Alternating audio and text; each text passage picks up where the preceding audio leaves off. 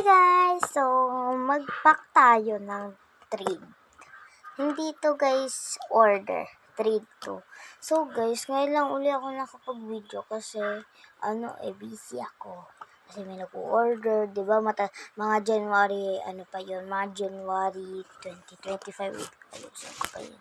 Camera ko yan. So, ayan guys. So, magpapak tayo ng trade. Kasi nag-trade kami ng best friend ko. Taga dyan lang siya. So, tara. By the way, guys, Filipino ako. Okay? So, get muna tayo alcohol. Bawal ako mag-face review. Pero, nakita mo. Oh! Lalaglag pa uli yung aking Yan. So, alcohol na tayo. So, ito pala, guys. Wala pa nag-order sa atin. Sa akin. Pero, pwede kayo guys mag-fake order kung gusto niyo. Mag-comment lang kayo. Yan. So, get ako ng stickers. Hindi ko makuha. Ayan, Chavez. Saan ko lang. So, bigyan ko siya. Huwag na pala ito. Ang hirap pala guys. Huwag nag-trade. Sorry guys, magagawa lang pag guys matagal yung nito. Pag matagal yung magagawa ko ng part 2. Yan na, malalaglag na naman to. Yan. So get tayo ng sticker. Ayan, ito guys, sticker.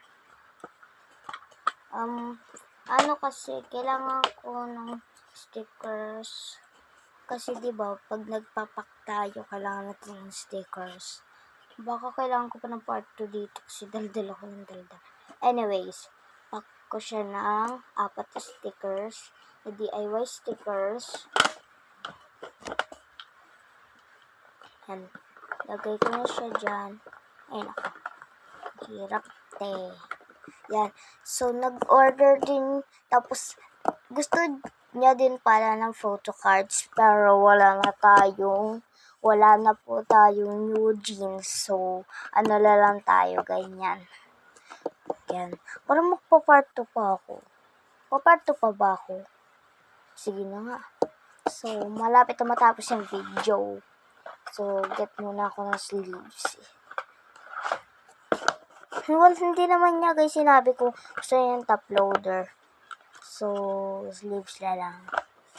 Yan. Guys, come back for part 2 na lang kasi hindi siya kasya. Bye!